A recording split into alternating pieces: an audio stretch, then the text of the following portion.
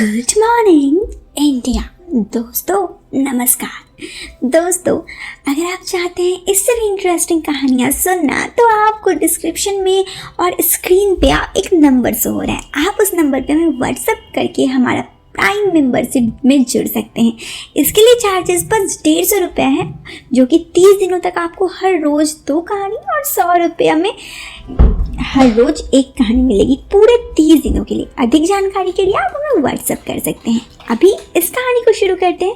और इस कहानी को शुरू करने से पहले एक और बात, इस कहानी को सुनते वक्त आप ईयरफोन या फिर हेडफोन का उपयोग जरूर करें। इससे इस कहानी की भी ऑडियो क्वालिटी आपको पसंद आएगी जब आपके कानों तक पहुंचेगी। चलिए दोस्तों अब इस कहानी को शुरू करते हैं। दोस्तों ये आज सुबह की कहानी का दूसरा पार्ट है। सुबह की इस कहानी में मैंने आपको बताया कि मेरी शादी हो चुकी है। नहीं अभी शादी हुई थी और शादी से पहले एक लड़के से मैं बेइंतहा मोहब्बत करती थी। मेरा क्रश था, लेकिन मैं अपने दिल की बात उसे बता नहीं पाई। कॉलेज के आखिरी दिन बहुत कोशिश के बाद भी जब मैं उसे अपने दिल की बात ना बता पाई तो ये सोचकर कि अब शायद कभी ना बता पाऊँ, अपने लाइफ में आगे बढ़ गई और घर वालों की मर्जी से अरेंज मैरिज शादी कर लिया। दोस्तों अब इस कहानी के आगे, शादी के बाद मेरी ज़िंदगी ही सही ही चलती नॉर्मली। अब हाँ, इतना तो था कि मैं अपने ना पति से कुछ बात करने की हिम्मत कर पाती ज़्यादा, ना वो मुझसे ज़्यादा बात करते। हमेशा काम पर बिजी रहती और यही सब वजह से मैं थोड़ी बहुत परेशान भी रहती। लेकिन फिर भी मैंने अपने आप को मना लिया था, ज़्यादा कुछ नहीं सोची थी।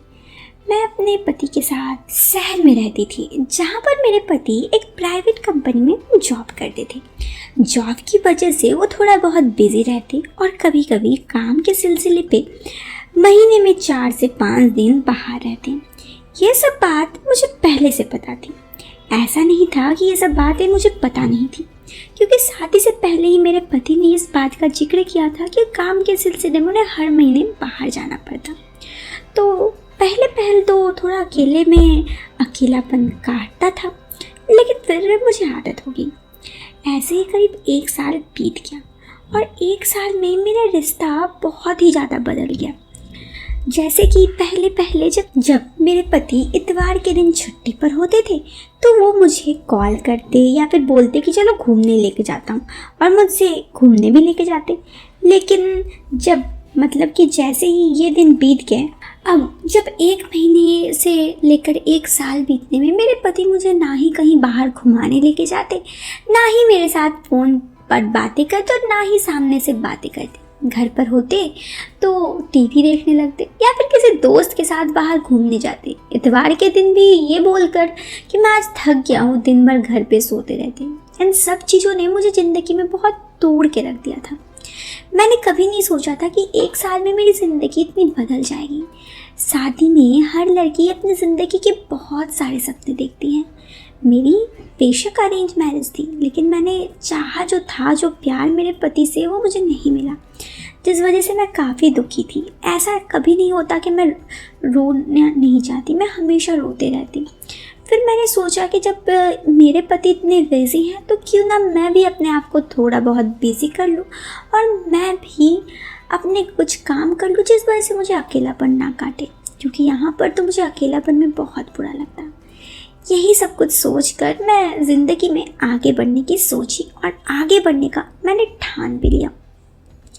अब मैंने फैसला किया कि मैं जिस विषय में मैंने पढ़ा था उसी सब में कंपनी में जाकर इंटरव्यू दूँ और वही सब में कुछ जॉब करूँ। मैंने 1-2 कंपनी में इंटरव्यूज़ दिए, लेकिन जॉब पाना शायद मेरे लिए इतना आसान भी नहीं था।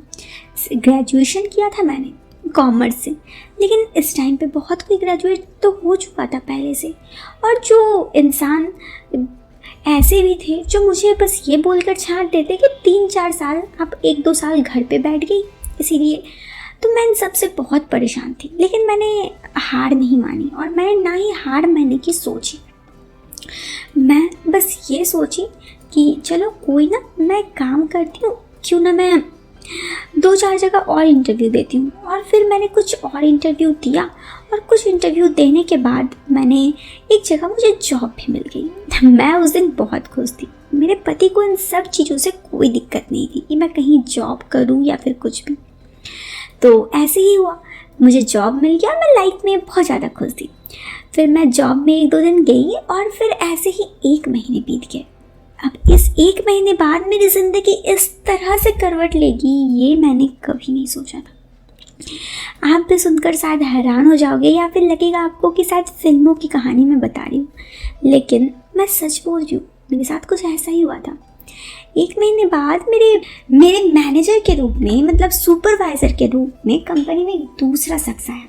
उस दिन हमें पता था कि कोई नए जो कि विदेश से आने वाले हैं कंपनी के लिए, तो हम बहुत खुश थे। उनका वेलकम करने के लिए हम बुके वगैरह लिए हुए थे। वो शख्स कोई और नहीं था, वो हमारा सुपरवाइज़र। पता है कौन था? मेरा क्रश राघव। मैं उसे देखी तो चौंकी रह गई। वो तो जैसे, पहले तो हमने फॉर्मल मीटअप किया, हेलो सर, हेलो, सबके साथ मीटअप करने के बाद राघव ने सबके सामने बोला, तुम यहाँ पर। मैंने कभी नहीं सोचा था कि हम 2 साल बाद इस तरह से मिलेंगे। मैंने कहा सर, मैंने भी नहीं सोचा था कि मैं आपसे इस तरह से मिलूंगी। तो राघव ने कहा, किस चीज़ का सर? हम लोगों ने साथ में पढ़ा है, तो तुम मुझे राघव करके बुलाओ। मैंने कहा ओके राघव सर। उसने कहा नो सर, ओनली राघव। फिर मैंने कहा राघव। फिर वो हमारे सुपरवाइज़र थे, तो मेरी उनसे काम काज के चलते बहुत बात होती थी। और फिर एक दिन उन्होंने मुझसे नंबर मांगा और मैंने भी उन्हें अपना नंबर दे दिया, क्योंकि काम काज के सिलसिले पर उन्होंने नंबर मांगा तो मैंने ना नहीं कर पाई। और फिर हम लोगों की बात जब बढ़ने लगी तो मुझे पता चला उन्होंने अभी तक शादी नहीं की। और एक दिन तो उन्होंने मुझे कहा कि तुम इतनी बदल जाओगी, मैंने कभी नहीं सोचा था। मैंने कहा क्या मैं बदली हूँ? उसने कहा तुम्हारा रूप रंग, पहले तुम कैसी थी और आज कितनी खूबसूरत दिखती हो। मैं जब उनकी बातों पर उन्हें देखने लगी तो उसने कहा सॉरी, मैं तुमसे फ्लर्ट तो नहीं कर रहा, लेकिन हाँ बेशक तुम बहुत अच्छा दिखती हो।